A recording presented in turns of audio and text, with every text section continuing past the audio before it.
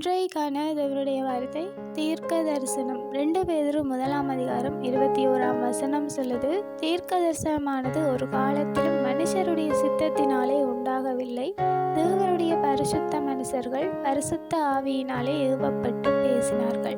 அதாவது தீர்க்க தரிசனம் என்கிறது ஒரு வரம். வேதாகமத்திலும் சொல்லப்பட்டிருக்கு, நீங்கள் தீர்க்க தரிசன வரத்தையே அதிகமாக விரும்புங்கள் என்று. தீர்க்க தரிசனம் என்றது ஒரு காலத்திலும் மனுஷருடைய சித்தத்தினாலே உண்டாகிறது இல்லை.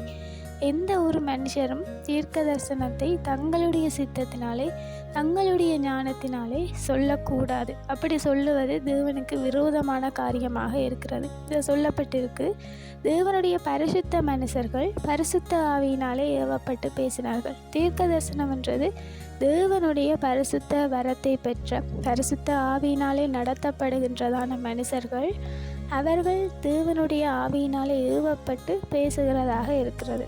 அதே நேரம் தீர்க்க தரிசனங்களை நாங்கள் அற்பமாக எண்ணவும் கூடாது. தேவன் எதிர்காலங்களை குறித்து மறைவானதை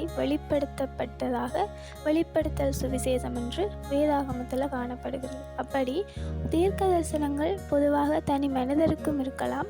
ஒரு ஊழியத்துக்கோ ஒரு சபைக்கோ ஒரு உலகத்துக்கோ எதுக்காகவும் தீர்க்க தரிசனங்கள் சொல்லப்படலாம். தீர்க்க தரிசனங்களை நாங்கள் அற்பமாகவும் எண்ணக்கூடாது. எல்லா தீர்க்க தரிசனங்களும் தேவனிடத்திலிருந்து வருகிறதென்றும் எடுத்துக்கொள்ளக்கூடாது. உண்மையிலேயே தீர்க்க தரிசனங்கள் மனுஷருடைய சித்தத்தினாலே உண்டாகிறதில்லை. தேவனுடைய பரிசுத்த மனுஷர்கள் பரிசுத்த ஆவியினாலே ஏவப்பட்டு பேசப்படுகிறது தான் தீர்க்க தரிசனமாக இருக்கிறது. தீர்க்க தரிசன வரங்களை விரும்புங்கள். அது ஒரு காலமும் மனுஷருடைய சித்தத்தினாலே பேசாதிருங்கள். தேவனிடத்தில் கேட்டு தேவன் சொல்லுகிறதை மாத்திரம் சொல்லுகிறவர்களாக இருங்கள். Have a nice day.